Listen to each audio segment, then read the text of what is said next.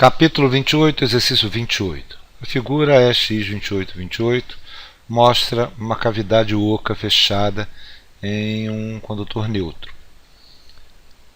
Dentro dessa cavidade existe uma carga pontiforme Q. Qual é o fluxo do campo elétrico resultante através da superfície fechada que encerra o condutor da figura? Bem, a lei de Gauss é muito específica com relação a isso. Quando a gente diz o seguinte, que o fluxo do campo elétrico através de uma superfície fechada qualquer é igual à carga interna, carga líquida total interna à superfície por ε0. Aqui ele não especifica, na lei de Gauss, não tem nenhum tipo de especificidade de que forma que essa carga está. Ou se tem um condutor no meio, ou se não tem um condutor no meio, ou se em que material ele se encontra.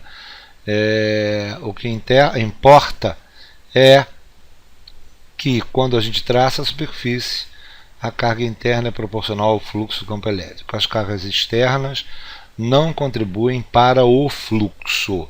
As cargas externas podem gerar campo elétrico na superfície gaussiana, mas a soma do fluxo vai ser zero.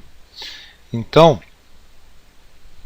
a pergunta é qual é a carga que existe dentro da gaussiana.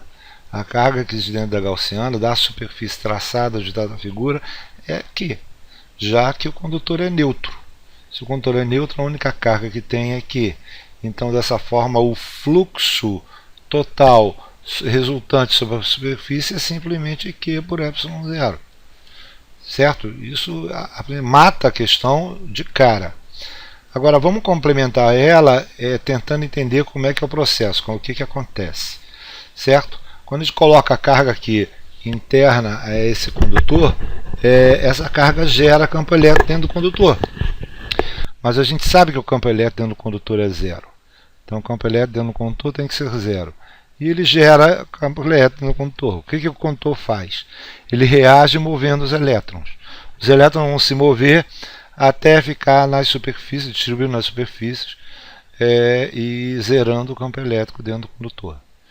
Então, como é que ficam as cargas distribuídas? Por exemplo, a gente pode traçar uma gaussiana aqui dentro do condutor. Mas eu sei que o campo elétrico dentro do condutor é zero. Se o campo elétrico dentro do condutor é zero, significa que o fluxo do campo elétrico através dessa segunda gaussiana que eu tracei, da segunda superfície que eu tracei, é zero. Ora, se o fluxo é zero, significa que a carga interna é zero. Ora, se a carga interna é zero, significa o quê? Que o campo elétrico gerado pela carga vai atrair para a superfície interna uma quantidade de carga que vai ficar depositada na superfície de valor menos Qzinho, menos Qzão.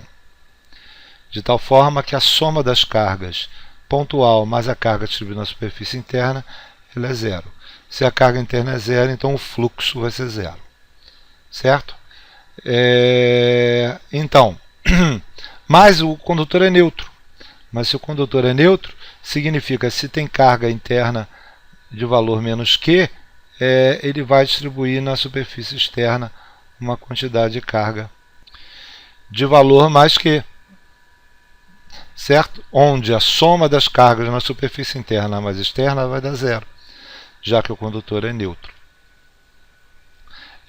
Lembrando bem de que a distribuição de carga, apesar de ser a carga total na superfície interna é menos Q e na externa é mais Q, não significa que a distribuição é homogênea. Ela só será homogênea se essa superfície for uma esfera. Ele não é uma esfera.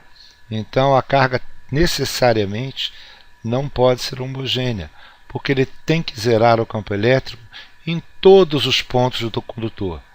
Por exemplo, a carga Qzão, a carga pontual Qzão, gera neste ponto um campo elétrico nessa direção.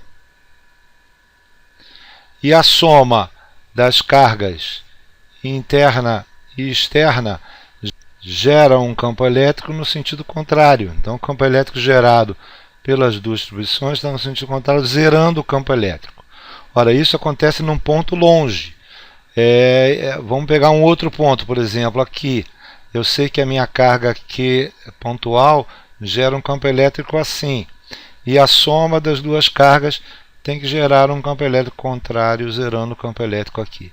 Então, como essa aqui está longe, depende da distância, o campo elétrico gerado é pequeno, eu tenho que ter uma distribuição que vai gerar um campo elétrico pequeno contrário. Como aqui está mais perto, o campo elétrico é maior, então eu tenho que ter um campo elétrico maior, anulando o campo elétrico aqui. Então, por isso, as distribuições de carga são diferentes nos dois pontos. E o campo elétrico tem que ser diferente em cada ponto para poder anular o campo elétrico da carga. Consequentemente, a densidade de carga não é homogênea, ela tem mais carga numa região do que na outra. É isso.